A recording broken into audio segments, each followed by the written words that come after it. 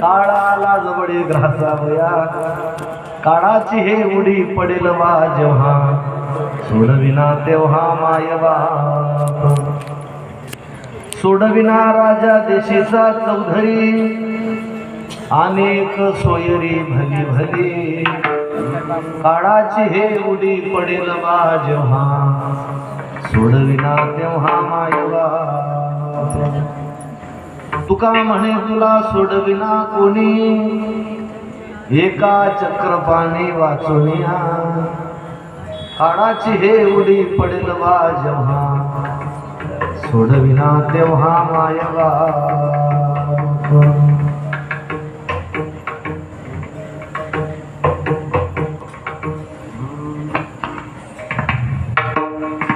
पांडुरंगा करू प्रथम नमन करो प्रथम नमन करो प्रथम नमन पांडुरंगा करो प्रथम नमन दुसरे चरण सत्ता दिया दुसरे चरण त्याच्या कृपादानी करते सारे कृपादानी करते सारे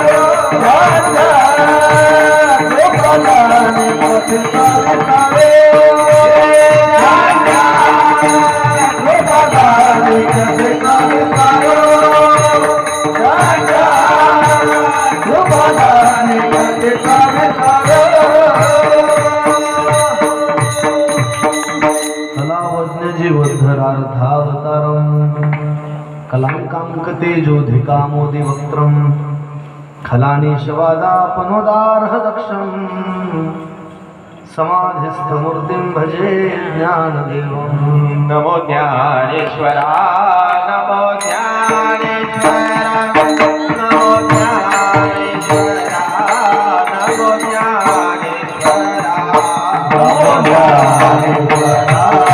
नमो ज्ञानेश्वरा नमो ज्ञानेश्वरा नमो ज्ञानेश्वरा नमो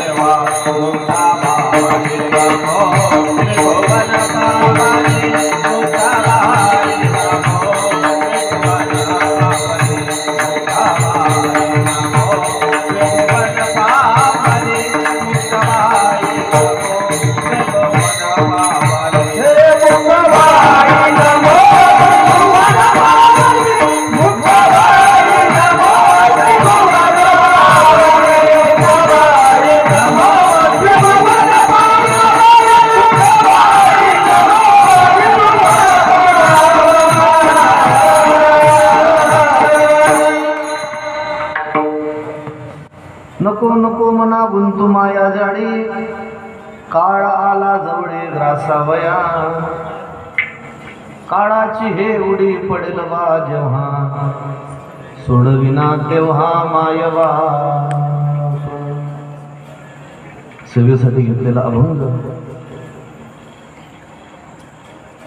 वैराग्य राग रसिक जगद्गुरु तुकोबाराय यांचा 4 चरणांचा महाराज या अभंगातून आपल्या मनाला सावधानतेचा इशारा देऊन ते मन माया जाळामध्ये गुंतू नाही याची विनंती करताय. विठ्ठल विठ्ठल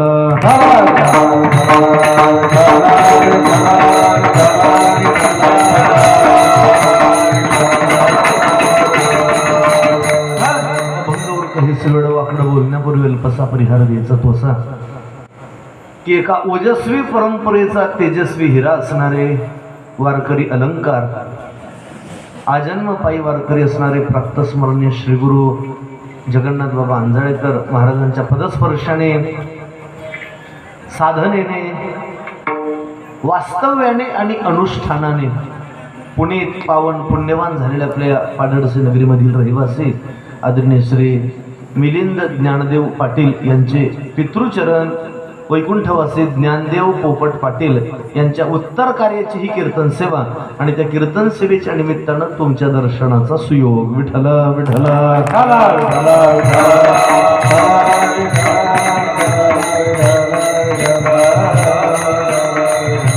आणि त्या निमित्तानं कार्यक्रमासाठी उपस्थित सर्वच मंडळी, मी सर्वांच्या चरणी एकदा विनम्र भावे अभिवादन करतो. कोसगावहून आलेली आमची सगळीच गुरुजन बंधू मंडळी आहेत, समस्त टाडकरी वृंद, श्रीराम मंदिर भजनी मंडळ, विठ्ठल मंदिर भजनी मंडळ, दोन्ही मृदंगाचार्य, एक गेले का मृदंगाचार्य महाराज, विनेगिरी महाराज आणि आपण सगळेच मातृहृदय पितृहृदय श्रोतृवर्ग. परदेशी बुवा हे काम चांगलं केलं बरं तुम्ही. तर मी बराच वेळ झाले म्हणत होतो यांना चला हवा येऊ दे असं, म्हणजे विठ्ठला विठ्ठला संपर्कातून आग्रहातून मी तुमच्याशी जोडला गेलो असे माझे स्नेही मित्र गुरुबंधू आदरणीय श्री बापू महाराज. उपासनेला दृढ चालवावे, भूदेव संतांशी सदा नमावे. मी महाराजांच्या आणि आपल्या सगळ्यांच्या चरणी विनम्र भावे अभिवादन करून सेवेला प्रारंभ करतो. विठ्ठल विठ्ठल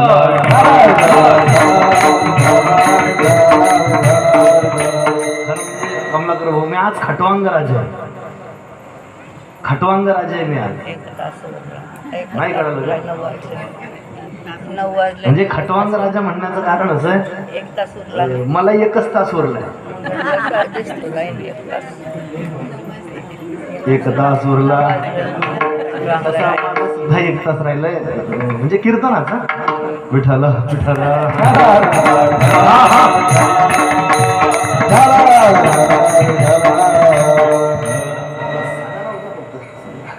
हा हरी हरी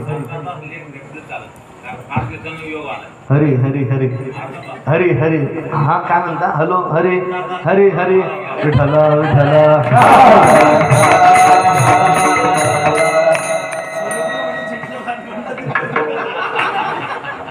सोनूबा होते कठोर, ते म्हणजे जिथलं दान मांडलं तिथलंच दूध देवा. विठाला विठाला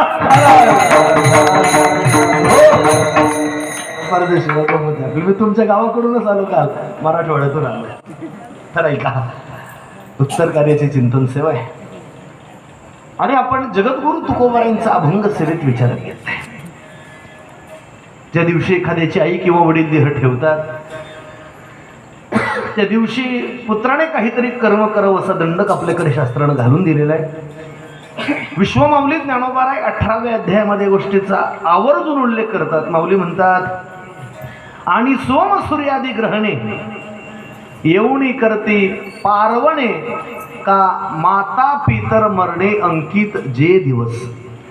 ज्ञानोबारायांचा जे दिवस माता पितर मरणे अंकित, आई वडील देह ठेवतात त्या दिवशी पुत्राने काहीतरी कर्म करावं. पिंड प्रदान क्रिया असेल, उदक प्रदान क्रिया असेल, तर्पण आदी विधी असतील. अतिशय श्रद्धेनं हे सगळं कर्म करावं लागतं. श्रद्धया क्रियते यस्य सहा श्राद्ध. अतिशय श्रद्धेनं जे केलं जातं ना त्याला श्राद्ध म्हणतात, तर्कानं नाही आहे. मग असं केलंच पाहिजे का, आणि असं केलं कसं होईलच का, आणि असं होतच असेल का मामा, असं तर्काने जे केलं जातं त्याला श्राद्ध म्हणत नाही. जे श्रद्धेनं केलं जातं ना त्याला श्राद्ध म्हणतात. महाराज, या श्राद्धासंदर्भात आपल्याकडे काही लोकांच्या शंका कुशंका आहेत. मला वाटतं मी कदाचित या गोष्टीचा कधीतरी उल्लेख केला असेल नसेल मलाही काही लक्षात नाही. आता मलाच नाही तर तुमचं काय राहणार आहे, त्यामुळे सांगतो. म्हणजे विठाला विठाला या श्राद्धासंदर्भात आपल्याकडे काही शंका कुशंका तर्क कुतर्क लोक करत राहतात. मी एकदा प्रवासात होतो, अनिल महाराज, लांबचा प्रवास होता, कुठेतरी रेल्वेचा प्रवास होता. एक जण शेजारी बसला होता, थोडा डाव्या विचारांचा होता. त्याने काही प्रश्न केले मला या श्राद्धासंदर्भात, आणि त्यानं केलेले प्रश्न अगदी प्रत्येकाला पडावे असे प्रश्न. मी त्याच्यावर नाराज न होता त्याच्या सगळ्या प्रश्नांचं मी कौतुक केलं, स्वागत केलं. प्रश्न असे होते, लक्ष द्या, या श्राद्धासंदर्भात लोकांच्या काही शंका कुशंका आहेत. त्याने मला प्रश्न केला, तो म्हटला, महाराज, एखादी व्यक्ती मेली की ती व्यक्ती मेल्यानंतर घरातली लोक, कुटुंबातली लोक त्या व्यक्तीकरता हे सगळं श्राद्ध वगैरे करतात, पिंडदान करतात, अन्नदान असेल, वस्त्रदान असेल, अजून अन्य काही दानं आपल्याकडे देण्याची पद्धत शास्त्रानं सांगून दिलेली, घालून दिलेली. तो म्हटले, ही जी दानं दिली जातात, हे जे सत्कर्म केलं जातं, त्याचा उद्देश काय?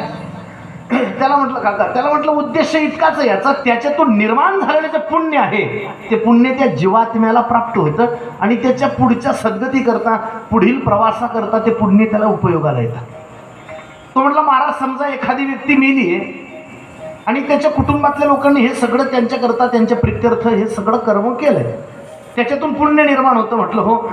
आणि ते पुण्य त्या व्यक्तीपर्यंत जातं. म्हटलं, हो. तो म्हटला, घरच्या लोकांना माहिती आहे का ती व्यक्ती कुठे आहे असं? म्हटलं, नाही. तो म्हटला, घरातल्या लोकांना माहित नाही ती व्यक्ती कुठे आहे, मग ते पुण्याची व्यवस्था काय, ते पुण्य त्याच्यापर्यंत कोण नेतं? त्याला म्हटलं, तू कुठे राहतो? म्हणे, मी मुंबईला. म्हटलं, फ्लॅट वगैरे? हां. म्हटलं, अपार्टमेंटमध्ये राहतोय. म्हटलं, तुझ्या अपार्टमेंटमध्ये पत्र घेऊन येणारं एक डिपार्टमेंट आहे, कोणतं? Post department. पोस्ट घरापर्यंत पत्र पोहोचवण्याचं काम करतात. तो म्हटलं, हां. म्हटलं, कोण आणतं? पोस्टमन. पोस्टमन काय करतात?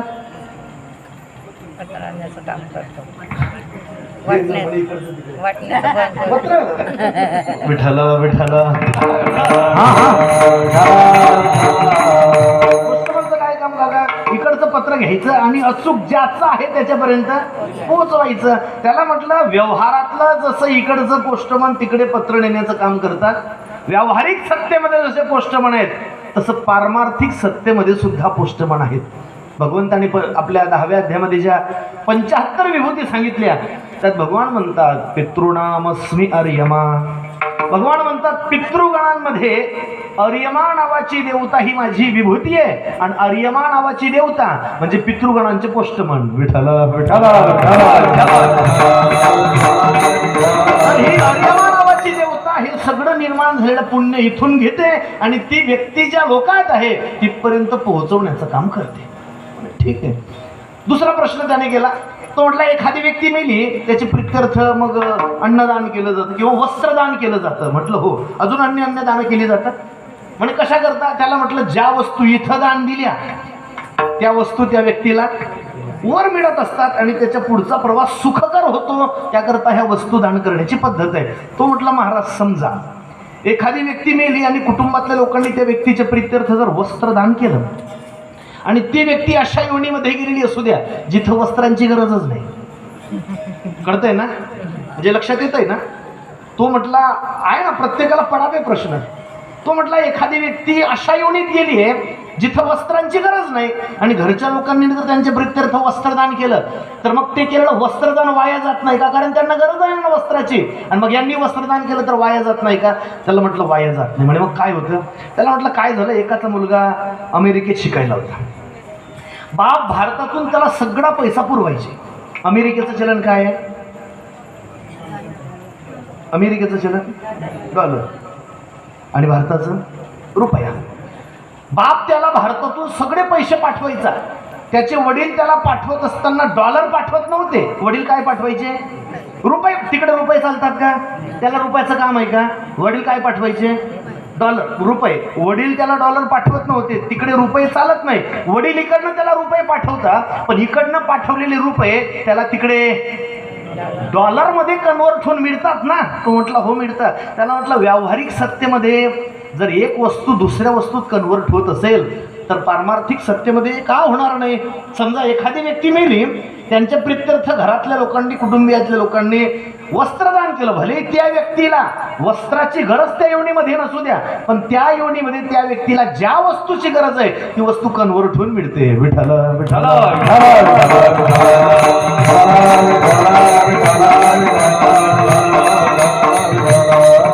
आणि तिसरा प्रश्न त्याने मला केला. तो म्हणे महाराज ठीक आहे, हे सगळं समजलं, पण हे कशा करता केलं जातं?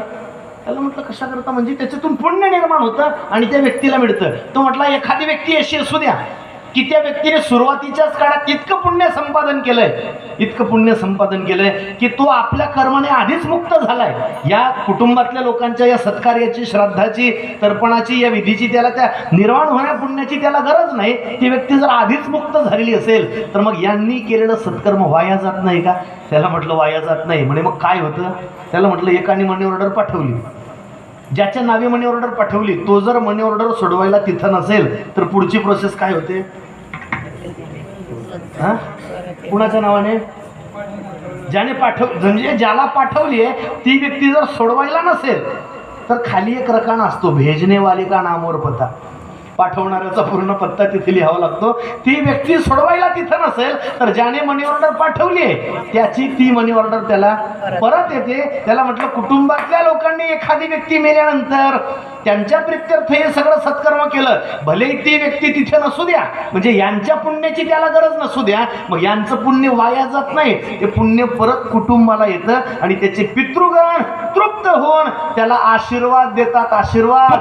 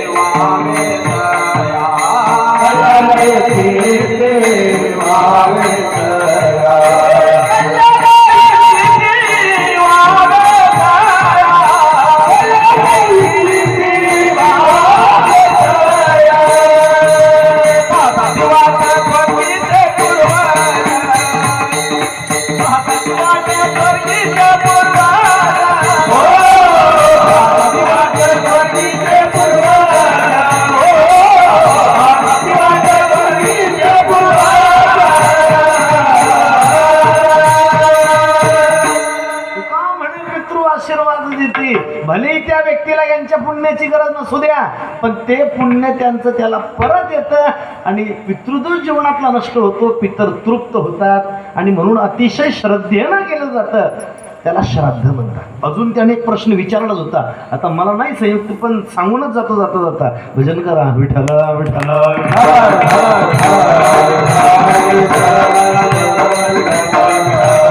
विचारणारा भाऊ अभ्यासक होता. तो म्हटलं महाराज भागवतामध्ये सुरुवातीला गोकर्ण उपाख्यान सांगितलं जातं. म्हटलं हो, उद्यापासून कथा आहे तुमच्या इथे. गोकर्ण उपाख्यान सांगितलं जातं. म्हटलं हो. तो म्हणे त्याच्यामध्ये अजामिळाची कथा सांगितली जाते, आपली धुंदुकारीची कथा सांगितली जाते. भागवता अंतर्गत काही काही सुंदर उपाख्यान आहेत. गोकर्ण उपाख्यान, अवधूत उपाख्यान, कपिल उपाख्यान, अजामिळ उपाख्यान, त्याच्यातलं एक सुंदर गोकर्ण उपाख्यान आहे. तो म्हटला त्याच्या धुंदुकारीची कथा सांगितली जाते. म्हटलं हो. तो म्हटला धुंदुकारी मेल्यानंतर त्याचा भाऊ गोकर्ण, या गोकर्णाने त्याच्या प्रित्यर्थ गयेला जाऊन पिंडदान केलं होतं. म्हटलं हो. तो म्हणे आपल्या संस्कृतीमध्ये गया असं क्षेत्र आहे जिथं पिंडदान केल्यानंतर ज्याचं पिंडदान केलंय तो कसाही असला तरी उद्धरतो आणि कसाही असला तरी उद्धरतो. म्हणजे कसाही असू द्या, नाहीतर तो उद्धरतो ना. म्हटलं हो, उद्धार त्याचा होतो. तो म्हटला मग याच्या प्रित्यर्थ श्राद्ध केलं होतं. धुंदुकारीच्या प्रित्यर्थ गोकर्णाने गया क्षेत्रावर जाऊन श्राद्ध केलं होतं, पिंडदान केलं होतं, तरी त्याचा उद्धार का झाला नाही?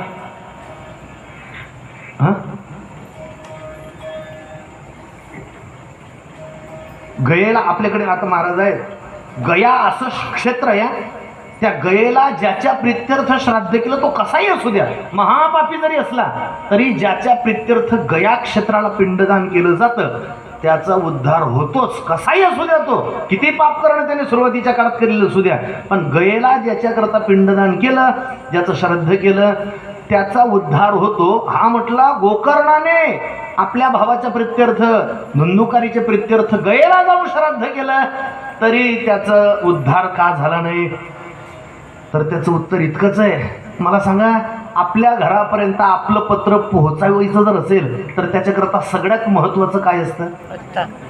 हा पत्ता. नंदेव काका, पत्ता. काय लागतं त्याच्याकरता? पत्ता लागतो. पत्ता जर चुकला,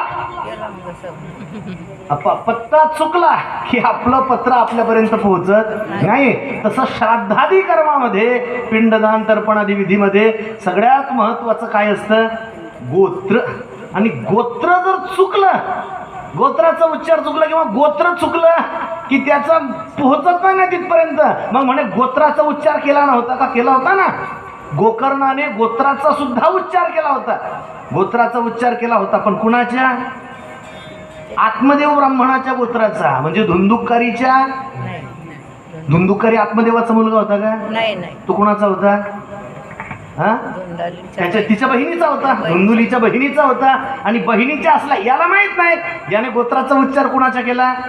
आत्मदेव ब्राह्मणाच्या. तो आत्मदेव ब्राह्मणाचा मुलगाच नव्हता आणि त्यामुळे गयेला श्राद्ध करून सुद्धा त्याचा उद्धार झाला नाही. विठ्ठला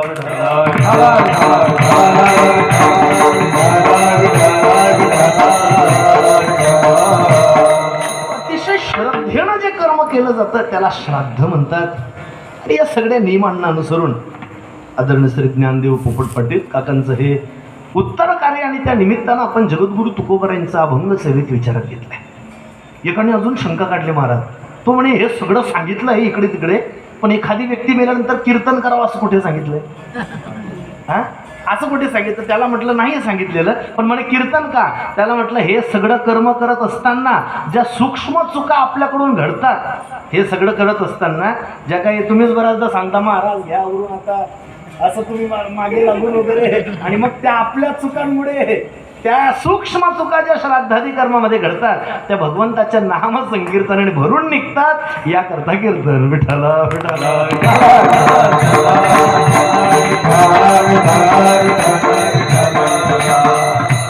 आणि त्या कीर्तनाला भरतच परत यावं अशी इच्छा होती महाराजांची, होती आमच्या प्रदेशवांची.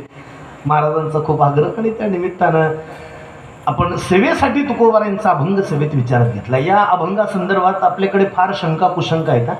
काही ठिकाणी हा अभंग 5 चरणाचा म्हटला जातो का ग? आहे ना? एक चरण आहे त्याच्यातलं कोणतं?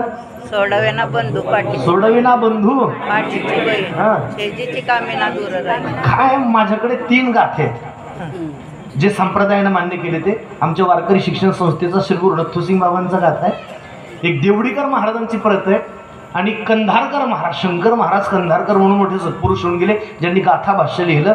या तिन्ही महात्म्यांचे गाथे माझ्याकडे, तिन्ही प्रती माझ्याकडे. या तिन्ही प्रतींमध्ये हा जो अभंग आहे तो अभंग 4च चरणाचा आहे. तिन्ही प्रतींमध्ये हा अभंग 4च चरणाचा आहे. 5वं चरण कुणी घातलंय ते काय मला माहीत नाही आणि अजून सापडलेलं नाही. तो ज्या दिवशी सापडेल त्या दिवशी मी त्याला तुमच्या समोर धरून आणील, आणि तोपर्यंत 4च चरणांवर कीर्तन. विठ्ठला विठ्ठला.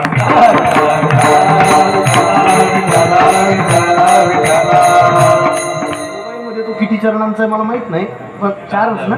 आणि पाहुणिया मोबाईल करावे कीर्तन असं नाही आहे, पाहुणिया ग्रंथ करावे कीर्तन आहे. म्हणून किमान येताना ग्रंथ पाहून तरी आलं पाहिजे कीर्तनकाराने की हा अभंग 4 चरणाचा 5 चरणाचा आहे. त्याकरता मी याच्या आधी मी अभंगावर सेवा केली. मी पाहिलंय त्या अभंगाची 4च चरण आहेत. 5 काय असतं, काही कानपाठ असतात आणि काही मुखपाठ असतात. मुखपाठ आणि काही कानपाठ. मुखपाठ म्हणजे समोर मालिका वगैरे गाथा घेऊन अक्षर घोकून जे पाठ केली जातात ते मुखपाठ, आणि ऐकून ऐकून पाठ होतात ते कानपाठ. विठ्ठला विठ्ठला. याची गाथ्यामध्ये शरण 4 आहेत. अभंग अतिशय गोड आहे आणि जगद्गुरु तुकोबा या अभंगातून आपल्या मनाला सावधानतेचा इशारा देत आहे. आपल्या मनाला मायाजाळात गुंतू नये याकरता जगद्गुरु तुकोबाराय विनंती करताय, विनंती जागवताय तुकोबाराय मनाला. जागवण्याकरता संत मृत्यू लोकात येत असतात. मज निरंतर जागवी, जागवण्याकरता संत येतात आणि मृत्यू लोकामध्ये येऊन संत महात्मे जागवतात. कुणाकुणाला जागवतात? सगळ्यांना जागवतात. ऐसे जागविले अवघे जन, सगळ्या जगाला संत जागवतात. केवळ जगाला जागवतील याच्यात नवल नाही, संत संतांना जागवतात. लक्ष द्या, संत संतांना जागवतील याच्यात नवल नाही, संत देवाला सुद्धा जागवतात. देवाला जागवताना संतांची भाषा आहे. महाराज म्हणतात, देवा झोपले काय, उठा आणि पांडुरंगा आता सगळ्यांना दर्शन द्यावं. उठा पांडुरंगा आता दर्शन द्या. सकाळ झाला अरुणोदय, सरली निद्रेची. अरुणोदय म्हणजे सूर्योदय वेगळा आणि अरुणोदय वेगळा. सूर्याची प्रखर प्रकाश किरण पृथ्वीवर, पाटील वा, सूर्याची प्रकाश किरण पृथ्वीवर येऊन पोहोचतात त्याला म्हणतात सूर्योदय. आणि प्रकाश किरण पृथ्वीवर यायच्या आधी क्षितिजाकडे पूर्वेकडे जो तांबूस रंगाचा लालसर रंगाचा गोळा दिसतो त्याला म्हणतात अरुणोदय. आणि हा अरुणोदय पाहण्याकरता सकाळी 8:15ला उठावं लागतं. झाला अरुणोदय, सरली निद्रेची वेळा, किंवा उठा पांडुरंगा प्रभात समय पातला, वैष्णवांचा मेळा गरुडापा. संत जागवतात कुणाला? देवाला. प्रमाण सांगितले, संत देवाला जागवतील याच्यात नवल नाही, संत संतांना सुद्धा जागवतात. उठा उठा साधू संत साधा, किंवा मच्चित्ता मद्गत प्राणा बोधयंत परस्परम. एकमेकाला बोधरूपी जागृती देऊन संत महात्मे संतांना जागवतात. ऐका, संत देवाला जागवतात, संत संतांना जागवतात आणि संत जगाला सुद्धा जागवतात. जगाला जागवताना नामदेवरांची भाषा आहे. महाराज म्हणतात, झोपलात काय? अरे उठा, उठा जागे वारे आता, मरण करा पंढरीनाथा, भावे चरणी ठेवा माता, तुका व्यथा जन्माच्या. उठा जागे वारे आता, मरण करा पंढरीनाथा, भावे चरणी ठेवा माता, तुका व्यथा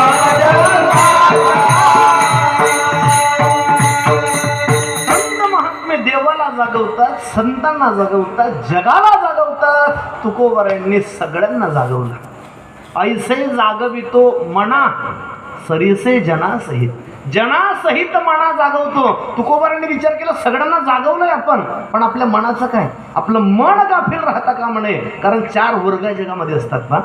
काही लोक कर्तव्यतेनं धन्य होतात, प्राप्तव्यतेनं शून्य राहतात. काही प्राप्तव्यतेनं धन्य होतात, कर्तव्यतेनं शून्य.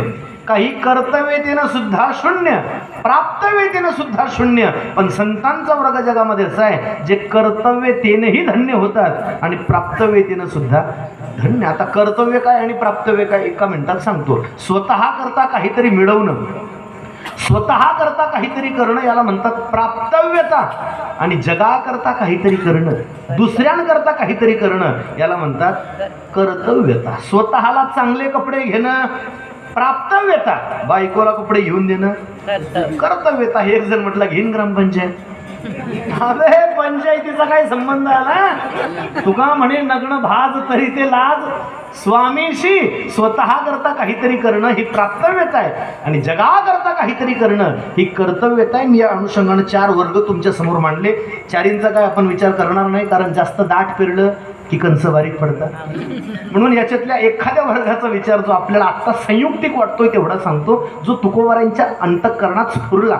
महाराज विचार करतात आपण सगळ्यांना जागवलो, पण मग मनाचं काय? कारण एक वर्ग जगात असा आहे की जो कर्तव्यतेनं धन्य होतो पण प्राप्तव्यतेनं मात्र शून्य राहतो. शून्य म्हणजे तो दुसऱ्याची डागडुजी करत बसतो आयुष्यभर आणि स्वतःची पडझड तशीच. तो दुसऱ्याला सुधारत बसतो, त्याची दुरुस्ती करत बसतो आणि स्वतःच्या पडझडीकडे मात्र त्याचं लक्ष नसतं. म्हणजे सोप्या भाषेत सांगू, सगळे शेतकरी तो वर्ग अशा वृत्तीचा असतो. अशा कशा? सगळ्या शेतात पाणीच पाणी, पूर्ण शेतात पाणीच पाणी आणि नेमका विहिरीजवळचा वाफाच कोरडा राहतो. काही कळलेलं दिसत नाही. अजून थोडं खाली होऊन सांगतो. अशा वृत्तीचा एक वर्ग आहे. अशा कशा? त्यांचं असं असतं सगळं गावात फुल रेंज, त्याच्या घरात सगळ्या गावात फुल रेंज. त्याच्या घरात त्यांच्या पण नेमकी टावर खालीच रेंज नसते. आणि हेही नसेल समजलं तर मग आपल्या तापी परिसरातली आपल्या यावल रायगड तालुक्यातली अगदी कोरी खणखणीत म्हण सांगतो. आपल्याकडे असं म्हणतात, लोका सांगे असं. आणि स्वतः तू दुसऱ्याचीच दुरुस्ती करत बसला. बाग असा लावायचा असतो, तू या बाई गेला म्हणजे तो दुसऱ्याची दुरुस्ती करतो आणि स्वतःच्या पडझडीकडे मात्र त्याचं लक्ष नसतं. अशा वृत्तीचा वर्ग आहे. आणि तुकोबारांच्या मनात विचार निर्माण झाला की आपण सगळ्यांना जागवलं, आपण जगाला जागवलं, संतांना जागवलं, देवाला जागवलं, पण या सगळ्यांना सावध करण्याच्या खटपटीत, यांना जागवण्याच्या भानगडीत आपलं मन बेसावध राहू नये याकरता आपल्या मनाला सुद्धा जगद्गुरु तुकोबाराय विनंती करता या अभंगाच्या पहिल्या चरणात.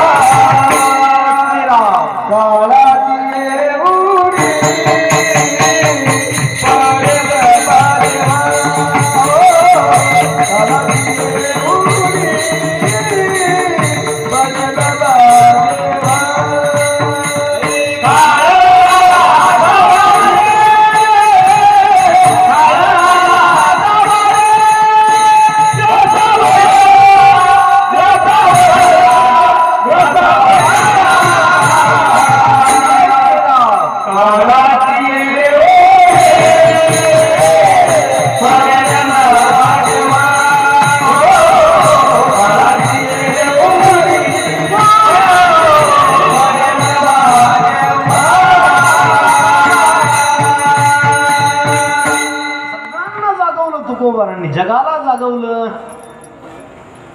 संतांना जागवलं, देवाला जागवलं. आणि या सगळ्यांना जागवत असताना मन गाफील राहू नये याकरता तुकोबाराय मनाला सुद्धा ऐसे जागवितो जना सरीसे मना सहित जना जागवितो. तुकोबाराय मनाला सांगतात, आई करे मना तुझ्या सोयी आई करे जनाला जागवतात. हा जो अभंग आहे ना, हा अभंग आठवला महाराज की मला आमच्या श्रीगुरु महाराजांची आठवण येते. आमच्या वारकरी शिक्षण संस्थेचे अध्यक्ष वैकुंठवासी प्रातस्मरण श्रीगुरु विठ्ठल महाराज चौधरी, ज्यांना मोठे भाऊ म्हणायचे. कोणी ऐकलं असेल नाव. 100 वर्षाचं वय होतं मोठे भावांचं. आणि दासाला भावांची सेवा घडली शेवटच्या काळात. शेवटच्या कालखंडात मी महाराजांच्या सेवेत होतो. संचिती हॉस्पिटलला, रिप्लेसमेंट सेंटर शिवाजीनगरचं पुण्यातलं. महाराजांच्या बॉलचं ऑपरेशन झालं होतं. 99 वर्षीय. त्या हॉस्पिटलचे डीन होते केरळचे. ते म्हणायचे मला इकडे यायची इच्छाच नसते. 102 नंबरची रूम होती. फार मोठे अधिकारी सत्पुरुष होते मोठे बा. ते म्हणायचे मला या रूममध्ये येण्याची म्हणजे काही कामच नसतं माझं. पण काय होतं, माझे पाय अचानक इकडे ओढले जातात. 99 वर्ष ऑपरेशनाला त्यांनी नकार दिला होता सुरुवातीला पाहून. ते म्हटले मी नाही जो शक्य होत एवढ्या वयात. आता त्यांची हाडं सगळी ढिरसूळ झाली असतील. पण आमच्या संस्थेने आणि सगळ्या मंडळींनी आग्रह केला आमच्या जबाबदारीवर तुम्ही ऑपरेशन करा. त्यांनी ऑपरेशन केलं. आणि ऑपरेशननंतर त्यांनी म्हटलं होतं, ते म्हणे 15-16 वर्षाच्या मुलाची जशी कोवळी हाडं असतात ना, तशी 100व्या वर्षी वंची हाडं येतात. अतिशय अधिकारी सत्पुरुष होते. आणि त्यांचं ऑपरेशन झालं. डॉक्टरने सांगितलं होतं किमान 6-7 तास ते शुद्धीवर येणार नाही. सकाळी 11 वाजेची वेळ असेल. वारकरी शिक्षण संस्थेचे आत्ता चिटणीस आहेत बाजीराव नाना चंदिले नाना म्हणून संस्थेत चिटणीस आहेत. आता नानांनी डबा वगैरे आणून दिला. बाकी सगळी विश्वस्त मंडळी थांबली. काही संप्रदायातली सगळी दिग्गज मंडळी होती, ती सगळी ऑपरेशन नंतर निघून गेली. 6 तास डॉक्टरांनी सांगितलं होतं शुद्धीवर येणार नाही. ही सगळी मंडळी गेल्यानंतर साधारण अर्धा तास झाला असेल. मी बसलो होतो, उपरनौकर अंगावर टाकलेलं. ज्ञानोबारांची उटी बॉन्डना लावण्याकरता यायची. मग मी त्यांना लावली की शिल्लक राहिली की मी ओढून घ्यायचो. आणि मी त्यावेळेला काशीला विश्वेश्वरानंद विश्वविद्यालयाच्या संस्कृतच्या शास्त्रीच्या परीक्षा देत होतो. मी शास्त्री लावण्याचं काम पडलं नाही कधी, लावलं नाही. पण बुवा मला शास्त्री म्हणायचे. अर्ध्याच तासात 6 तास शुद्धीवर येणार नाही असं सांगितलं होतं. आणि अर्ध्या तासांनी मला बुवांनी बोलवलं. त्यांनी लगेच सांगितलं, शास्त्री इकडे. अर्ध्या तासात 6 तास शुद्धीवर येणार नाही असं डॉक्टरांनी सांगितलेलं. आणि अर्ध्या तासात म्हणजे तो माझ्या जीवनातला गुरुमंत्र हे जे प्रमाण आहे ते मला त्या प्रमाणावर आठवलं म्हणून बाजूला आलोय. त्यांनी मला म्हटलं इकडे शास्त्री. मी गेलो. काही नाही असं झोपेतून उठल्यासारखे. आणि मला म्हणतात, आई करे जना तुझ्या स्वहिताच्या खुना पंढरीचा राणा म्हणा माझी स्मरावा म्हणे जा. आणि परत गाढ झोपी गेले. विठ्ठल विठ्ठल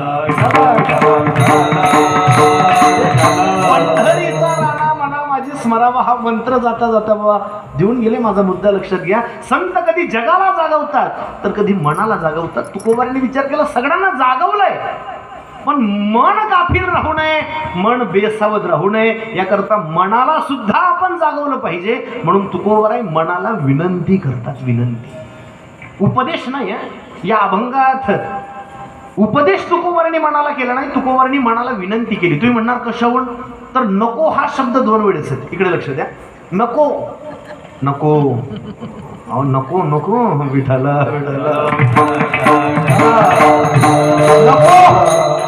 नको हा शब्द जर एकदा वापर, नको म्हणा गुंतो माया जाळे, नको शब्द जर एकदा वापरला असता भाऊ तर हा उपदेश ठरला असता. पण तुकोबाराय विनंती करत आहे, आदरार्थी द्विरुक्ती केली आहे. समजा कोण जेवायला बसलंय आणि जीव घालणारा वाढणारा जर आग्रह करत असेल घ्या घ्या आणि याला जेवणाऱ्याला खरंच नको असेल तर तो आव नको नको नको नको द्विरुक्ती केली जाते, आदरार्थी नकार विनंती केली जाते. तसं तुकोबाराय 2 वेळेस नको म्हणताय ना. तुकोबारायांचा उपदेश नाही, तुकोबारायांची मनाला विनंती. मना माझी विनंती आहे तू माया जडात गुंतू नको. का तुकोबारायांना असं वाटलं आपण मनाला विनंती करावी? तर तुकोबारायांच्या लक्षात आलं मनाचा स्वभाव कसा आहे. मनाचा स्वभाव मन मन मन कसं आहे? कुणी सांगितलं तुम्हाला मन चंचल आहे असं? मन चंचल आहे असं तुम्हाला कुणी सांगितलं? अहो गीतेने सांगितलं म्हणा की, गीतेने सांगितलं. अर्जुनाची तक्रार आहे ज्यावेळेला भगवान म्हणतात अर्जुना मन एव मनुष्याणाम कारणम बंध मोक्षयो. मन हे माणसाच्या बंधनाला आणि मुक्तीला कारणीभूत असल्या कारणाने भगवान म्हणतात तुझं जे मन आहे ना ते मन माझ्या चरणावर समर्पण कर. बरं का ज्ञानदेव काका, तुमच्या वाड्यात 3-4 ज्ञानदेव होते. मग तुमचं नाव ज्ञानेश्वर आहे, चौधरी काकांचं नाव ज्ञानदेवाचं आहे. ज्ञानेश्वर हे काका ज्ञानदेव, हे काका ज्ञानदेव. हा जुनी नावच अशी असायची हो. आता अवघड झालं. पूर्वी स्त्रियांची नावं महिलांची नावं, सगळे नद्यांची नावं महिलांची असायची. गंगूबाई, सिंधुबाई, यमुनाबाई, घरात पाण्याचा थेंब नाही, सगळ्या नद्या घरात, सगळं अपूर्वी असायचं. त्याच्यानंतर महाराज काळ बदलला, तो जो मधला काळ आला त्याच्यात सगळे त्या मटेरियलचे पतडे त्यांची नावं उज्ज्वला सुफला मधल्या काळात अशीच नावं ठेवायची मुलींची. आणि आता तुम्हाला खरं वाटतं की नाही काय माहीत. महाराज माझा एक मित्र आहे जवळचा, पुण्यात राहतो. त्याला मुलगी झाली कोरोनात 2020 मध्ये. कोरोनाच्या वेळेस त्याला तुम्हाला नाही खरं वाटणार त्याने मुलीचं नावच कोरोना ठेवलं. मुलीचं नाव कोरोना ठेवलं. आता कल्पना करा 20-25 वर्षांनी ही महामारी ज्या घरात जाईल. विठ्ठला विठ्ठला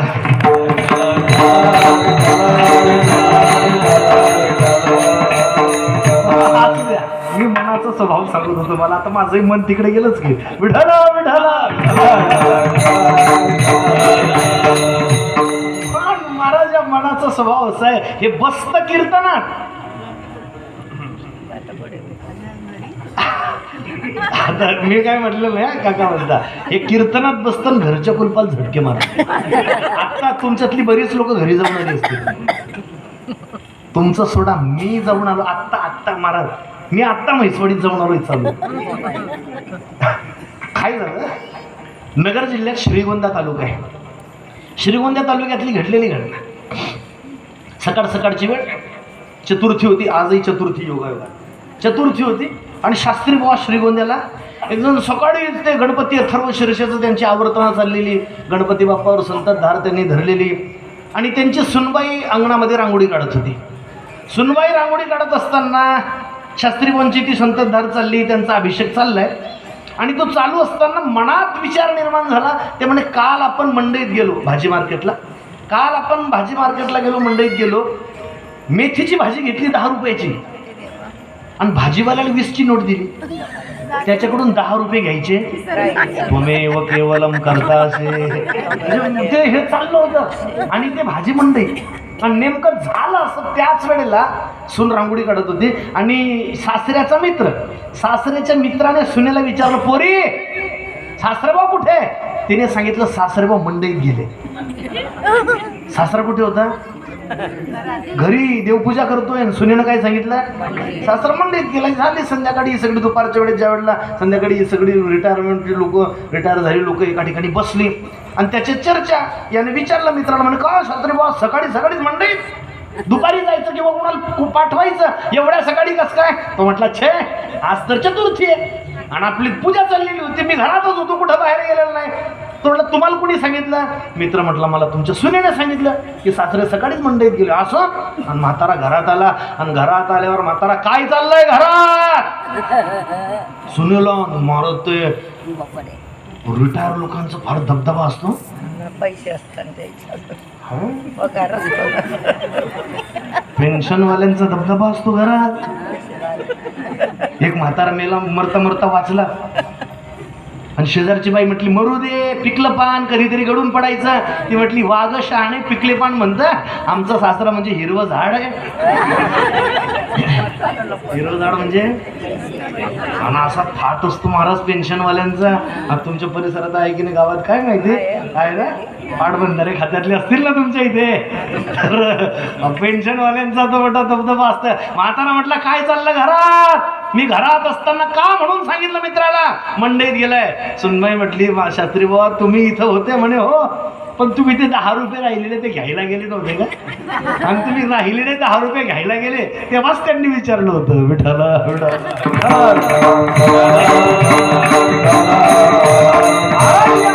स्वभाव आहे हो, एका जागेवर थांबतच नाही. मग या अक्षरापासून सुरू होणारे 10 पदार्थ, 10 वस्तू जगामध्ये चंचल सांगितले. मला काही 10ची 10 आठवायचे नाही, आता जेवढ्या आठवले तेवढा सांगतो. महाराज सगळे श्लोक वगैरे सुभाषित पूर्वी पाठ होते हो, लोकांच्या नादी लागलं हे ऐकतच नाही कोणी, सगळं ते कचपांडच भरलेलं आहे त्याच्यामुळे. पण तुमच्या संगतीत जेवढे काय आठवले तेवढे सांगतो, 2-4 मोजा. मनो मधुकरो मेघो गेली लाईफ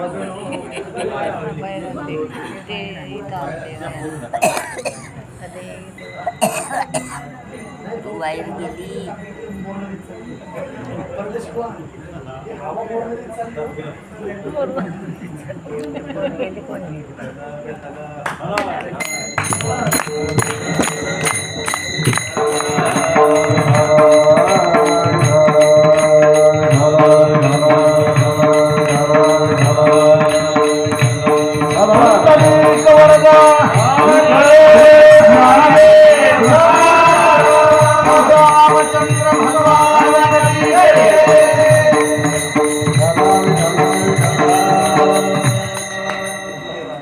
मोजा किती झाले?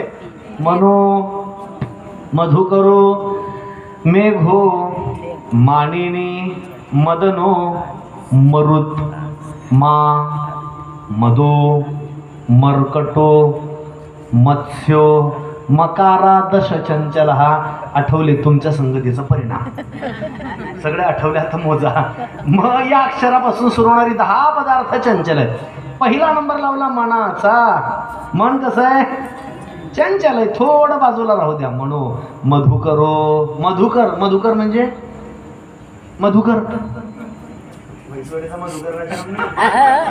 मधुकर मधुकर म्हणजे भुंगा. तो भिंगोटा काढा, तो चंचल असतो, एका फुलावर थांबत इथून पराक्रम घेतली की तिथे, तिथून तिथे चंचल आहे. म्हणो मधुकरो मेघो. मेघ, मेघ म्हणजे ढग. चंचल आहे का? इथं पाऊस नाहीये, म्हैसवाडीत पाऊस होता. येतात चंचल आहेत ना. इथे झाला हा, बामणोदला नव्हता. म्हणजे नव्हता ना, इथं असतो तिथं नसतो. बरं इकडे असतो तिथं नसतो. तिथं चंचल आहे मेघ. मोजत जा किती झाले. 3 मस्त निंदी बी घ्या भोगले पैकी द्या. तसं काही नाही ना. बरं म्हणो मधो करो मेघो. मानिनी म्हणजे स्त्री चंचल आहे. 4 मदनो मदन मदन काम चंचल आहे. मरुत म्हणजे वारा कसा आहे चंचल आहे. चालतो बंद पडतो. वारा चंचल आहे म्हणजे एकदम चालतो बंद. वारा चंचल आहे. मरुत. मा म्हणजे लक्ष्मी कशी आहे चंचल आहे. ज्ञानोबा म्हणतात या धनाचा न धरी विश्वास जैसी तरुवरी छाया. ज्ञानोबा म्हणतात ती झाडाच्या या झाडाच्या सावलीसारखी हो. झाडाच्या सावली येताना दिसते, जाताना नाही. विठ्ठला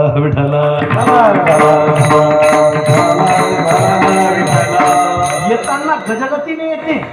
लक्ष्मी येताना गजगतीने येते. हत्तीसारखी येते, सावकाश येते. जाताना हरणासारखी निघून जाते. विठ्ठला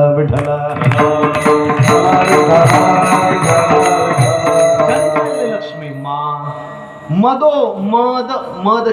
म्हणजे मध नाही, हानी नाही, शहद नाही. मध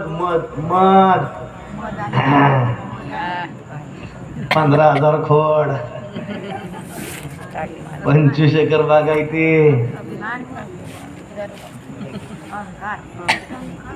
58,000 पेन्शन.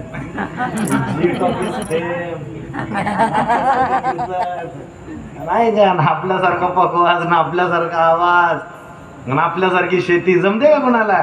आहे का गावात आपल्यासारखं कोणी? हा जो मी आहे ना, हा मध जो आहे तो फार चंचल आहे. आणि हा गिराई कसे पाहतो कोण? हा अभिमान. नवल अहंकाराची गोठी विशेष न लगे अज्ञान्या पाठी.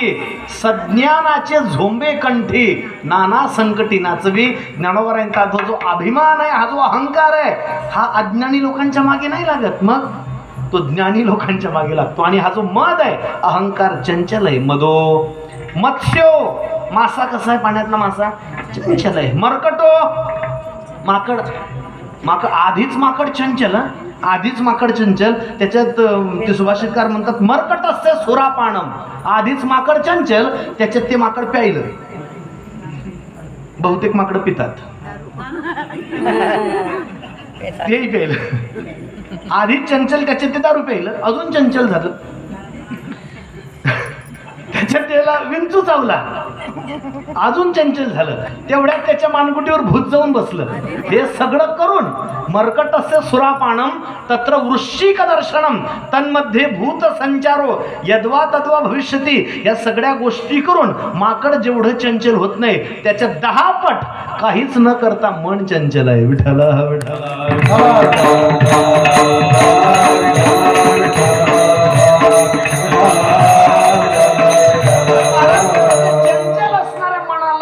स्वभाव आहे तसा. आणि स्वभावाला औषध नाही हो.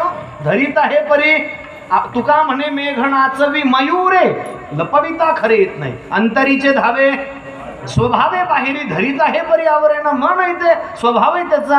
आणि किती केलं तरी स्वभाव जात. कितीतरी म्हणी आणि प्रमाणे या संदर्भाने सांगता येतील आपल्याला. ते शुंभ जडला तरी त्याचा पीड जात नाही. जित्याची खोड जातच नाही ना. महाराज स्वभाव आहे. महाराज फार गोड वर्णन करतात. आधी होती दासी पट्टराणी केले तिसी. तिचे हिंडणे राहीना मूळ स्वभाव जाईना. आधी होता वाघ्या दैवयोगे झाला पाग्या. खंडोबाचं मंदिर होतं गावात आणि चंपाषष्ठीला मोठी मिरवणूक काढायची होती. मिरवणुकी करता एक पुतळा ते मूर्ती म्हणून मुखवटा बनवायला टाकला सोनाराकडे चांदीचा. सोनाराने काही तो वेळेत दिला नाही. आणि म्हणून गावची सगळी ती कार्यकर्ते मंडळी चिंतेत. ते म्हणे का मुखवटाच मिळालेला नाही आणि मग मिरवणूक काढणार कोणाची? म्हातारी माणसं होती. म्हातारी माणसं म्हटले आणि म्हातारी पाहिजे बरं का घरात. तेव्हा काय असतं लोक पिकल्या पानावर फार उदार होतात आजकाल. पण म्हातारी माणसं घरात पाहिजे. शोभा असते घराची, घर शोभून दिसतं, वजनदार दिसतं. पाणी गढूळ जरी झालं प्यायला नाही, पण आग लागली की विझवायला उपयोगाला येतं. पण ज्या देशानं संपूर्ण जगाला शांती शिकवली, ज्या देशानं संपूर्ण जगाला समता, सहिष्णुता, बंधुता शिकवली, शांतीचा संदेश आणि प्रेमाचा संदेश संपूर्ण जगाला देणारा भारत, त्या भारतासारख्या देशामध्ये वृद्धाश्रमांची निर्मिती होणं हा खरं म्हणजे भारतीय संस्कृतीला लागलेला कलंक आहे. भारतात वृद्धाश्रम होणं हा आपल्या संस्कृतीचा कलंक आहे. महाराज, मी लातूरहून आलो काल, माहिती तुम्हाला, आणि याच्या आधी मागच्या आठवड्यात 2-3 सेवा लांबून होत्या. त्या लातूर जिल्ह्यामध्ये अहमदपूर तालुका आहे. बहुतेक अहमदपूर तालुक्यामध्ये एक वृद्धाश्रम आहे. 2 सेवा माझ्या लागून होते. आज कीर्तन झालं आणि दुसऱ्या दिवशी पुन्हा संध्याकाळचं कीर्तन लातूरमध्येच होतं. मग अख्खा दिवस मी एका जणाकडे थांबलो लातूर शहरात, आणि तो त्या वृद्धाश्रमाचा संचालक होता, विश्वस्त होता. वृद्धाश्रमाचा वर्धापन दिन होता आणि म्हणून त्याने आग्रह करून मला तिकडे नेलं. म्हणे महाराज चला.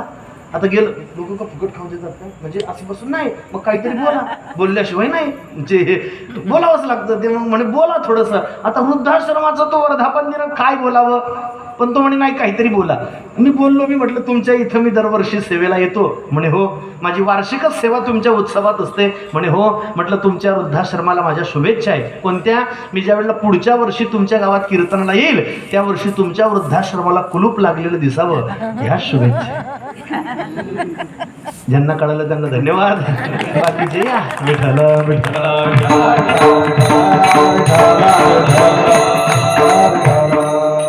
लोक फार उदार होतात. पण म्हातारी माणसं पाहिजे तशी गावात म्हातारी माणसं होती. ते पोरांना म्हणे काय चिंता काय, कशाचा तुमचा चेहरा पडलाय, काय चाललंय? ते म्हणे बाबा काय सांगाव, तो मुखवटा बनवायला टाकला होता सोनाराकडे, आणि सोनारानं काही तो दिलेला ना अजून, मग मिरवणूक कुणाची काढायची त्या चिंतेत आहे. म्हातारा म्हटलं एवढंच? अरे आपण एका प्राण्याला खंडोबा म्हणतो. कुणाला खंडोबा मानतो? कुणाला? कुत्र्याला. म्हणे एखादं कुत्रा आणा, त्याला आंघोळ बिंगोळ घाला आणि त्यालाच पालखीत बसवून खंडोबा म्हणून त्याची मिरवणूक काढा. आता ते गावच्या लोकांना पोरांना पटलं, त्यांनी कुत्रा आणलं, त्याला आंघोळ बिंगोळ घातली, पालखीत बसवला. आधी होता वाघ्या, दैवयोगे झाला पाग्या. तो पालखीमध्ये बसला आणि पालखी अशी खाली निघाली, विठ्ठल मंदिराकडून पुढे खाली बस स्टँड चौकात गेली आणि त्याच्या भाऊबंधांनी पाहिलं. कुणाचे? हा वाघ्या. आता वाघ्या म्हणा, कुत्रा म्हणता का, तो पालखीत आहे वाघ्या. आणि त्याचे भाऊबंद म्हणजे भाऊबंद म्हणजे भाऊकी कशाला म्हणतात? तुम्हाला भाऊबंधांची व्याख्या सांगतो, आवडेल तुम्हाला, ऐका. हे बा, जे नसले तर मरता येत नाही, आणि जे असले तर नीट जगता येत नाही, त्याचं नाव भाऊबंद. जे नसले तर मरता येत नाही, कोण घेऊन जाईन? लागतात. जे नसले तर मरता येत नाही, बरा असले की नीट जगू देत नाही, काड्या करत राहतात सारखे. आता आपले असे त्याचे कसे असतील?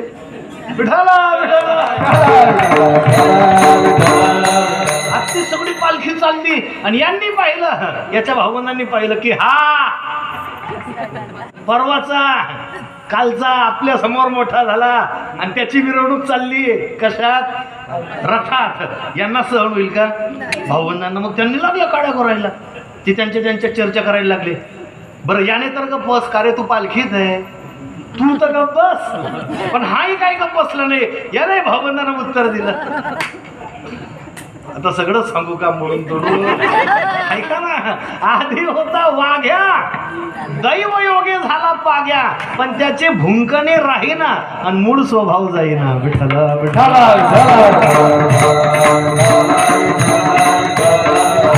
स्वभावावर औषध नाही. तुकोबरांच्या लक्षात आला हा मनाचा स्वभाव असा आहे, मन चंचल आहे, मन चपळ आहे, धरीत आहे परी आवरेना, आवरलं जात नाही. आणि मनाला आपण वेळेत सावध केलं पाहिजे. म्हणून तुकोबराय मनाला विनंती करता, मना माझी विनंती तुला, नको नको मना गुंतो माया जाडे. म्हणा अरे तू माया जाडात गुंतू नको.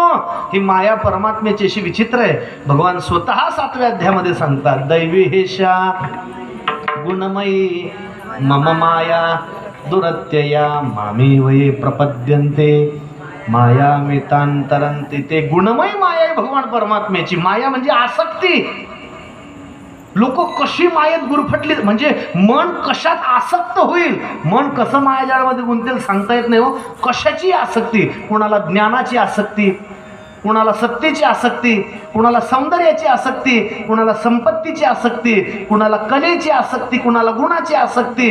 कोण कशा आसक्तीमध्ये अर्थात मायाजाळात गुंतेल सांगता येत नाही. कशालाही माझं म्हणतात हो लोक, कशालाही माझं, आणि कशालाही माझं म्हणणं ही आसक्तीच आहे, ही माया आहे. रूपाभाऊ होते, रूपाभाऊ कुठले निंबोरा.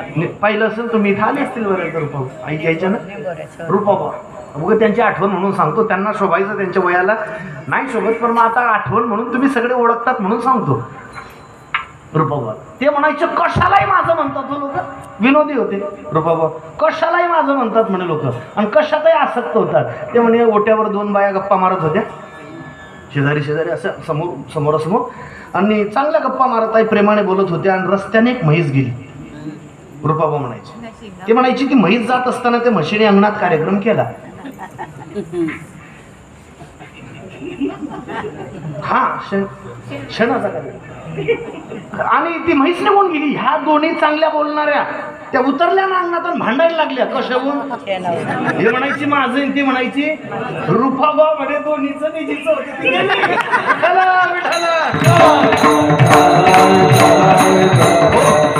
तुम्ही ऐकलंय रूपाभाऊंचं म्हणून तुम्हाला ते समजतंय. ते म्हणायचं कशालाही माझं म्हणतात लोक, आणि कशालाही माझं म्हणणं ही आसक्ती, आसक्ती कशालाही माझं म्हणतात हो.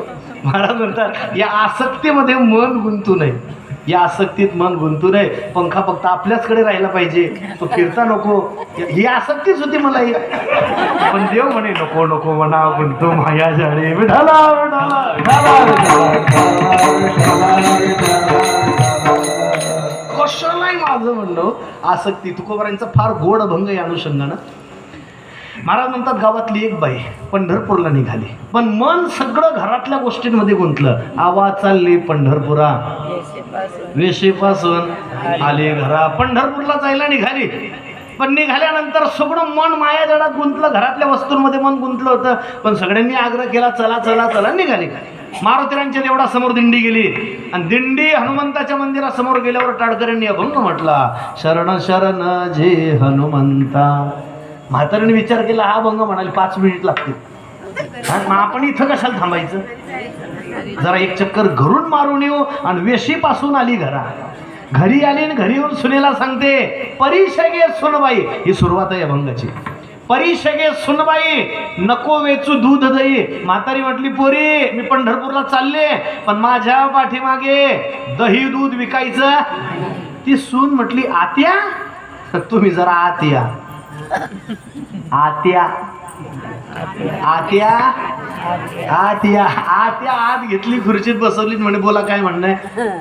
सासू म्हटली, मी चालली पंढरपूरला, पण माझ्या मागे तू दही दूध विकायचं नाही. ती म्हटली, तुम्ही मला गव्हाचं म्हटल्या नाही, ज्वारीचं म्हटल्या नाही, डाळींचं म्हटल्या नाही, आणि दुधाचंच कसं काय बोलल्या. हे विकू नको दही दूध, हे बाकीचं गहू ज्वारी विकू असं कसं काय म्हटलं नाही. सासू म्हटली, तुझं बारसं जेवली. सासू म्हणाली, तुला लागणारं सगळं गहू तांदूळ बाजूला काढून ठेवलंय, आणि प्रत्येक कोठीवर खुणा करून ठेवलंय. कस काय विकशील, खुणा लगेच लक्ष. बरं दया दुधावर खुणा करता येतील का, ते रोजचं निघणार आहे माझ्या मागे विका. ती म्हणे, आत्या मी विकणार नाही, तूप करून ठेवेल, तुमच्या हाताने विका, पण निघा. आणि निघाली. आवाज चालली पंढरपुरात. तोपर्यंत मारुतीरांच्या देवळातला अभंग झाला. खाली बस स्टँडवर दिंडी उतरली. बस स्टँडवर दिंडी गेल्यावर एकाने चहाला आग्रह केला. तो म्हणे 10 मिनिटात तयार करतो. आता लोक म्हणे, जाऊ द्या, गावचा माणूस आहे, प्रेमी. सगळी दिंडी चहाला थांबली. म्हातारीने विचार केला, 10 मिनिट चहाला लागतील, इथं काय करायचं. एक चक्कर वेशीपासून आली घरा. घरी येऊन सुनेला सांगते, पोरी भिक्षुक आल्या घरा, सांग गेली पंढरपुरा. जर मागणारा आला ना, त्याला म्हणायचं सासू घरी नाही, त्याला दाणा सुद्धा द्यायचं नाही. ती म्हटली, आत्या त्याला दाणा देणार नाही, तुम्ही निघा. म्हातारी म्हटली, मी तर चालले, मागणार आलं तर देऊ नको, पण तुला सुद्धा सांगते, भक्षी मपीत हारू. फार उधडपट्टी करायची नाही. सकाळचं शिल्लक राहिलं की संध्याकाळी खायचं, संध्याकाळी शिल्लक राहिलं की. ती म्हणे, आत्या मी तुकडा सुद्धा वाया जाऊ देणार नाही, पण तुम्ही जा. आणि निघाली. आवाज चालली. तोपर्यंत चहा पाणी झाला होता. अजून दिंडी थोडी पुढे निघाली आणि एकाने इतका आग्रह केला, तो म्हणे नाही, नाश्ता केल्याशिवाय तर जाऊच देणार नाही दिंडीला. फार आग्रह, गावातला माणूस प्रेमी होता. नाईलाज झाला, सगळी लोक त्याच्या प्रेमापोटी नाश्त्याला बसली. म्हातारीने विचार केला, नाही काय म्हटलं तरी 15-20 मिनिट, अर्धा तास तरी नाश्त्याला लागणार, इथं काय करायचं, घरी झाली आपण. नेऊ का परत घरी. आणि म्हातारी खरंच गेली. वेशीपासून आली घरी येऊन सुनेला सांगते, पोरी मज हातीचं कलवडू मज वाचून नको फोडू. कलवडू म्हणजे आपल्याकडे नाहीच आहे, त्यामुळे कलवडू शब्दच आपल्याकडे माहित नाही. मराठवाड्यामध्ये गोवऱ्या थापून त्या वाढवून त्याची गंज तयार केलेली असते. आपण ते कूड भरायचो पूर्वी शेणा मातीचा, तसा कूड भरून त्या सगळ्या आतमध्ये गोवऱ्या ठेवलेल्या असतात, तुमच्याकडे असतात, आणि त्याला कूड भरून तो गोवऱ्या, त्याला कलवडू म्हणतात. म्हातारीने त्या गोवऱ्या थापून कलवडू तयार करून ठेवला होता. म्हातारी म्हटली, मज हातीचा कलवडू मज वाचुरी नको फोडू, मी येईपर्यंत याच्यातल्या गोवऱ्या काढायच्या. ती म्हणे, आत्या सगळ्या तुमच्या सोबत दिल मोर नदीवर, पण तुम्ही जा. आणि ज्या वेळेला सून फार म्हणायला लागली, तुम्ही जा, सासूच्या मनात विचारायला, सासू म्हटली, सवतीचे चाडे खोटे आणि म्या जावेस हिला वाटे. ही म्हटली, ज्या अर्थी मला जा म्हणते ना, त्या अर्थी नक्की हिच्या मनात काहीतरी काडगोर आहे. म्हातारी म्हटली, असं आहे का, मग कशाला जाऊ दूर, घरीच पंढरपूर. आणि नाही गेली नाही. शेवटी तुकोबरांचा तुका म्हणे, ऐसे जन गोवी येले माये करून. असं माया जाडामध्ये लोक गुंतली जातात. शेणात, गोवऱ्यांमध्ये, दह्या दुधात कशातही आसक्ती गुंतते, आणि आपलं मन या सगळ्या गोष्टींमध्ये आसक्त होऊ नये याकरता तुकोबराय विनंती करतात, नको म्हणा गुंतू माया जाडे, का काळ आला जवळे. तुकोबरांचा तुला ग्रासण्या करता तुझा काळ जवळ येतोय. काळ, एक प्रश्न आहे माझा, संपलाय, पुढचा अभंग सुटल्यात जमा समजा, म्हणजे वेळेत थांबून जाऊ आपण. मी एक चरण सोडणार आहे आणि 3 चरण सोडणार आहे. सोडवणार आहे. एक चरण सोडणार आहे, 3 चरण सोडणार. म्हणजे ज्या वेळेला आमचं कार्यक्रमाच्या आमंत्रणासंदर्भात बोलणं झालं, त्यावेळेला असं आमचं काही ठरलेलं नव्हतं की अभंग पूर्ण सोडवावा लागेल. ठरलंय का महाराज, ठरलंय आपलं असं नाही. आता एक चरण सोडवतो, पुन्हा काही आलो गावात तर 3 चरण ते राहिलेली. पुढच्या वेळेस जर आलो कधी तर आता तुम्ही कसं पाठवता याच्यावर पुढचं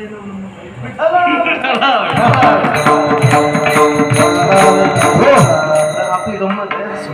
कीर्तन आहे का आपलं, 10 मिनिट राहिले. विठाला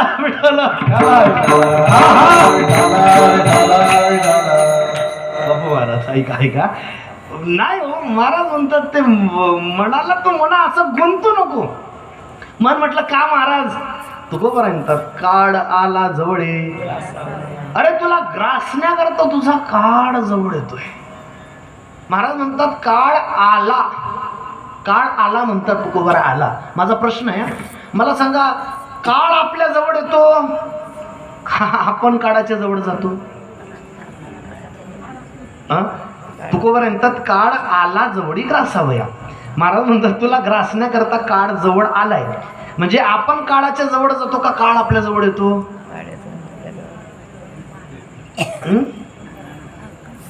पंढरपूरला जायला निघाले 2 जण, बसले मुक्ताईनगर पंढरपूर गाडीत घुसावरून 7:30 वाजता अमृत योजनेतले. विठ्ठल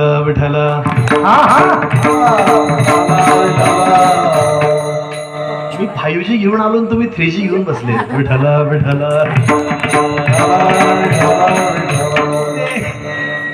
बसले 2 लोक मुक्ताईनगर पंढरपूर गाडीत. गेले नाहटा चौफुली वगैरे गेली, कंडक्टर आले, तिकीट यांचं तिकीट वगैरे काढून झाले. पोहोचली गाडी 9:30 वाजता पंढरपूरला. बरोबर 9:30ला जाते. 9:30 वाजता गाडी पंढरपूरच्या बस स्टँड मध्ये जाणार. एक झोपला होता आणि एक जागी होता. जो जागी होता त्याने झोपलेला उठवलं आणि सांगितलं, अरे उठ, पंढरपूर आलं. काय म्हटलं तो? पंढरपूर पंढरपूर आलं. आलं. आता मला सांगा, पंढरपूर इकडे आलं का हे पंढरपूरला गेलं? पंढरपूर तिकडून जळगाव जिल्ह्यात आलं का? पंढरपूर तिथंच आहे ना, सोलापूर जिल्ह्यात. हे पंढरपूरला गेलं, पण म्हणतं काय? पंढरपूर. आपण जातो पण तरी म्हणतो पंढरपूर आलं का असं म्हणतो? त्याचं उत्तर ज्ञानोबा सांगतात. माऊली म्हणतात, आहा कटा हे ओखटे आणि हे मृत्यू लोकीचे उफराटे. ज्ञानोबा म्हणतात, मृत्यू लोकीची सगळी अशी उफराटी भाषा आहे, सगळं उलट आहे. मृत्यू आपण जातो पण म्हणावं लागतं आलं आलं. तसं काळ जिथे आहे तिथेच आहे. आपण आपल्या पायाने चालत जातो पण म्हणावं लागतं काळ आला जवळे. ज्याचं मरण जिथे ठरलंय माणूस तिथपर्यंत स्वतःच्या पायाने चालत. बहुश्रुत मंडळी, तुम्ही बऱ्याच लोकांचं आपण ऐकलंय. ऐका, गरुडाची आई गरुडानं कुठं नेली? हिमालयात. का नेली? मरण चुकवण्यासाठी. पण त्याचं पर्यवसन कशात झालं? मृत्यू झाले ना. यम तिथे म्हणतो, अरे तुझ्या आईचं मरण इथंच होतं बाबा, आला ना तो यम. काय झालं आता सांगतोस. ते गरुडाची आई पडली आजारी आणि गरुडानं सगळं दाखवलं म्हातारीला. केमला नेलं, टाटात नेलं, जे ज्युपिटर, रुबी, ससूर, सगळीकडे नेलं. जहांगीर, घाटी. काय म्हातारीला फरक पडे ना. त्याने विचार केला, 10 वाजली, इथं कशाला वेळ घालवता. आपला वशिला वर येऊन गेला. कुणाकडे? ब्रह्मदेवाकडे. आणि म्हणा अमर कर माझ्या आईला. ब्रह्मदेव म्हटलं अमर नाही करत, कधी मरेल तेवढं सांगतो म्हणे. तेवढं सांग. ब्रह्मदेवाने सांगितलं, यमराज पाहायला आला, दुसऱ्या दिवशी म्हातारी मरेल. ठीक आहे म्हणे. त्याने सांगितलं, कुणी आलं की रोज सांगायचं. म्हातारी रोज सांगायची. एक दिवशी गरुड बाहेर गेला होता आणि आले यमराज गरुडाच्या आईला भेटायला. जसे घरात आले त्यांनी ती सफरचंदाची पिशवी आणली होती, टीपॉयवर ठेवली.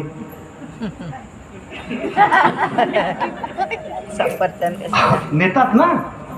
असं कुणी आजारी पडलं, महाराज असं कुणी आजारी असलं आणि आपण भेटायला गेलो तर काही न्यावं लागतं ना. नेतात ना. कधी नेतात?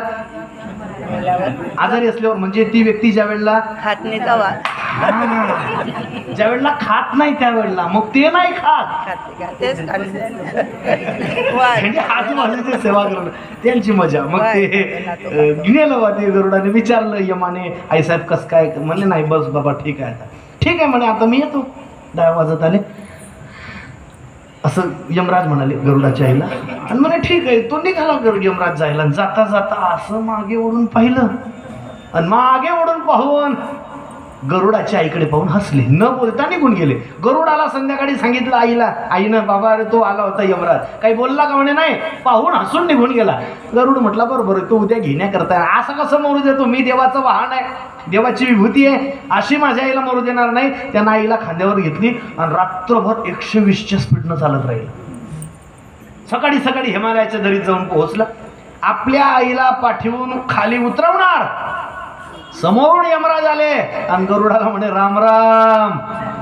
गरुड म्हणे राम राम. आई म्हटली हाच आला होता पाहिला. गरुडाने विचारलं यमराजाला, कारण बाबा काल आला होता आमच्या घरी म्हणे आलो होतो.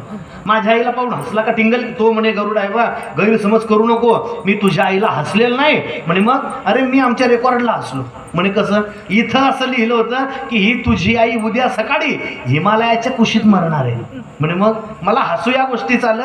इतकी जर्जर अवस्थेतली म्हातारी, जिला पलंगाच्या खाली उतरणं शक्य होत नाही, ती म्हातारी एवढा प्रवास करून हिमालयात येतेच कशी याचं मला हसू आलं. पण आपलं सरकारी काम मी आलं पाहिजे सही करण्याकरता म्हणून मी आलो होतो. आणि तू माझं काम सोपं करून दिलं रे. तू माझ्यापर्यंत तुझ्याही पोहोचवून दिली. Home delivery, without free home delivery, कुठले चार्जेस न घेता तू म्हातारी माझ्यापर्यंत आणून दिली. लक्ष द्या, गरुडाच्या आईचं मरण तिथं ठरलेलं होतं. त्यानं, ज्याचं मरण जिथं ठरलंय, माणूस आपल्या पायानं चालत जातो. काळ तिथंच असतो, पण म्हणावं लागतं काळ आला जवळी. जे मन म्हणतं महाराज पाहून घेऊ, काळ येईल त्यावेळेला. तुकोबारांत तसं गाफील राहू नको.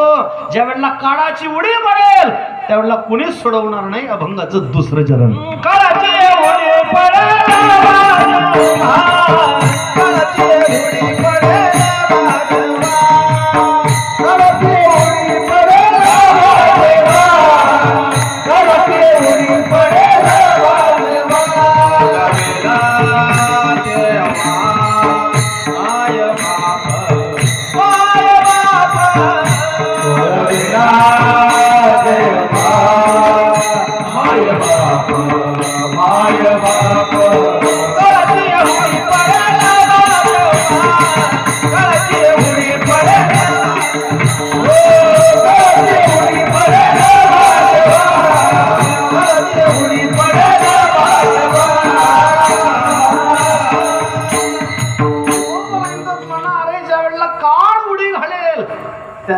सोडविना तेव्हा मायबाप कवणाचे, मायबाप कवणाचे.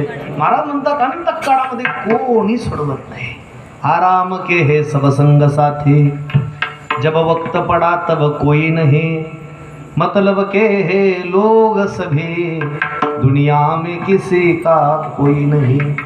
जब टिकट मिला है जाने का, डेरा किया स्मशान में, वहाँ जलाने वाले लाखों थे, चलने वाला कोई नहीं. देहगृहाची कामिनी, हितव राहिली भुवनी, मितव जडत से स्मशानी, अग्नी सवे एकला. महाराज म्हणतात कोण सोडविना तेव्हा मायबाप. माय सोडवते नाही. नवमास गर्भवासी, कष्ट झाले ज्या मातेसी, ते निष्ठुर झाली कैसी, अंती दूर राहिली. माय सोडवत नाही. बरं बाप नामदेवरायांचा जिबी बापाची आवड, मुखी घालून करी कोड, जेव्हा लागली यमओढ तेव्हा दूर टाकेले. माय सोडवत नाही, बाप सोडवत नाही.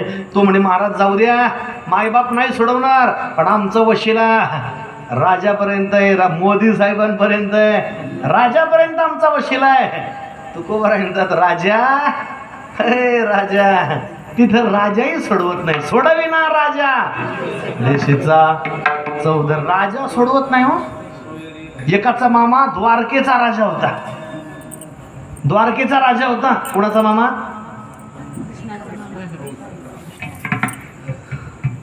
द्वारकेचा राजा. द्वारकेचा राजा होता. राजा त्याचा भाचा मेला रणांगणात. अभिमन्यूचा मामा द्वारकेचा राजा होता. सोडवू शकला? आपला मामा ग्रामपंचायतचा दुर्लक्षित सदस्य. दुर्लक्षित बोलले म्हणजे दुर्लक्षित सदस्य. म्हणजे द्वारकेचा राजा ज्याचा मामा तो उपयोगी आला नाही, आणि आपला मामा ते कामा येणार आहे हो. नाही महाराज सोडविना राजा. भगवान रामरायांचे वडील महाराज दशरथ, दशरथांचा मित्र देवांचा राजा होता. देवराज इंद्र महाराज दशरथांचा मित्र होता. महाराज दशरथ ज्या वेळेला स्वर्गात जायचे ना, त्यावेळेला इंद्र 10-5 पावलं पुढे चालत जायचा. सन्मानानं हाताला धरून आपलं अर्धा आसन रिकामं करून द्यायचं आणि आपल्या आसनावर बसवायचा. कुणाला? दशरथाला. म्हणजे ज्याचा मित्र देवांचा राजा आहे, देवराज इंद्र ज्यांचा मित्र आहे, त्या महाराज दशरथांना सुद्धा ते सोडवू शकले नाही. सोडविना राजा देशीचा चौधरी, चौधरी विठ्ठल विठ्ठल.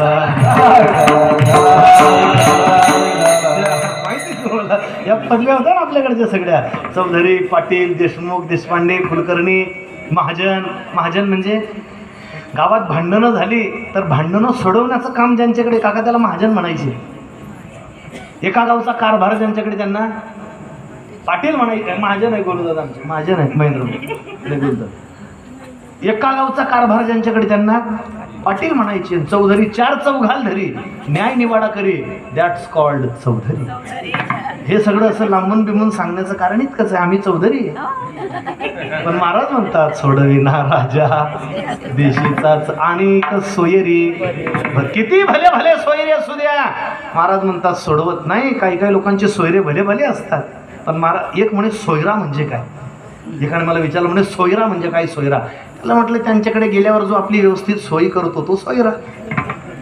नातेवाईक म्हणजे. आणि धायरा सुद्धा एक शब्द या. सोयरे धायरे संपत्तीचे लोक, निर्वाणीचा एक पांडुरंग असा शब्द आहे. तो म्हणे सोयरा समजलं, पण धायरा कुणाला म्हणतात? धायरा त्याला म्हटलं जो आपला नातेवाईक असतो जवळचा, जो आपला नातेवाईक आहे तो सोयरा, आणि आपल्या नातेवाईकांचा नातेवाईक धायरा. विठ्ठल विठ्ठल. हे कोणी असू द्या, सोयरे धायरे कोणी सोडवत नाही. अंतकाळीचा सोयरा तुका म्हणे विठोधरा. महाराज म्हणतात त्याच्याशिवाय कोणी सोडवत नाही. विठोबार कुमार हरी विठ्ठल.